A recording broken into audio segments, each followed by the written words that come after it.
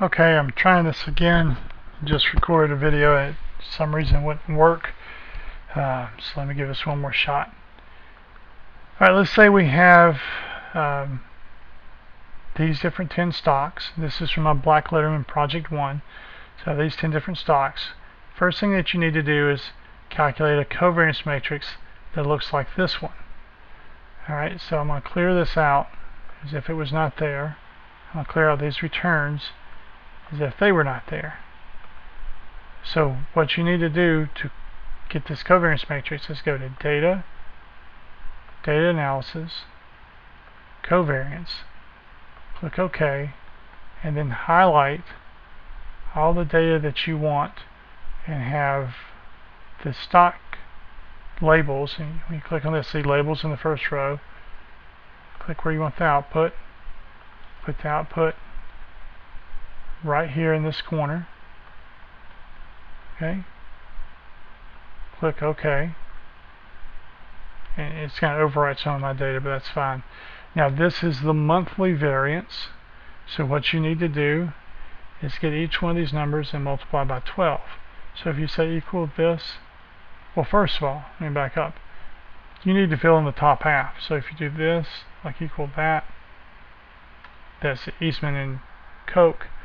You need GE and Coke. So go down to where you have GE and Coke. So you have to do that for each one of them. It's going to take you a little bit of time, but it's not too bad. Then you want to multiply those by, you want to multiply those by 12.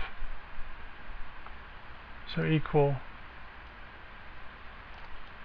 12 times this. And now just copy all the way over. So you copy over all 10 columns there. 6, 7, 8 to this. And now you can highlight all of these. Copy. Come back over here. Right click. Paste special. Values. Okay. So now you have all those values in there. And of course you've changed these. And then the returns, historical returns, to get those, you just go down to right here. And these numbers, these are the annualized, so you just average of all that, multiply by 12 to make it annualized. Now look at the dates. My dates are going to be different than yours. Your dates are going from 2006 to 2011. I have 2001 to 2006. Okay, doesn't make any difference. I'm using an older set of data, but you're doing this from 2006 to 2011. When you do that, you will come up with historical weights. So this will be your historical weight column. You will come up with, make sure you've put, by the way, in the market capitalizations for your different stocks. Right here, put in your market capitalizations. Then we'll come down, we have these implied weights, which will be exactly the same. And then in here in this column, put in your analyst opinion. So just pick a couple stocks you're an expert in. Pick one, IBM. And I think IBM is going to, well, let's say for this one, this is AGCO. I'm an expert in AGCO. I think they're going to return 2% more than the market thinks. And this is Office Max. I think they're going to return 3% more than the Office thinks. So just pick a couple of these and put some kind of random percentage in. And then this is what the Black Letterman tells you your weights should be. This is what you believe. But you're not confident in yourself, not 100% confident, so you have some confidence level. And these turn out to be the final weights. So now that you have the portfolio weights for the arbitrary portfolio, the historical portfolio weights, and these final weights right here for the Black Letterman, then you build your own portfolios going from 2011 to 2012. And I've done that over here. And let me erase some of the stuff because I did this in a video that didn't take. So let me get rid of it real quick. So you now have these portfolios, and this is just the weights. So all you do for this is, equal 0.1 times whatever the weight is. So let me do it this way.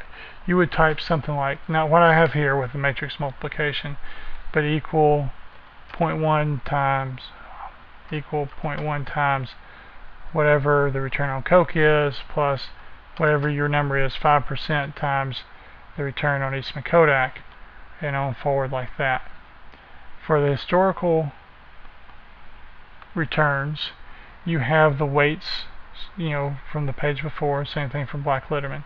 So now these are the returns of the portfolios, and we want to see which one is best.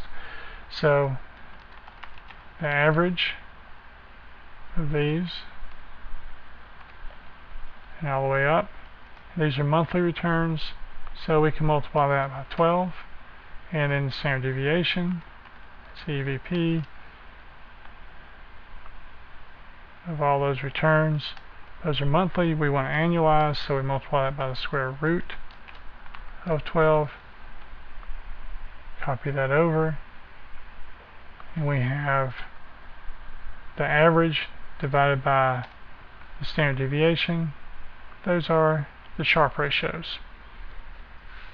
So the next thing we need to do is to find Jensen's alpha in the trainer measure. So we go to data analysis. We want to run a regression. So regression right here. Click OK. We input the Y range. The Y is our portfolio. Input the X range. The X range is the market, so you've gotten the S&P 500 monthly returns. You gotta tell it where you want the output to be. I'll put the output over here. Click OK.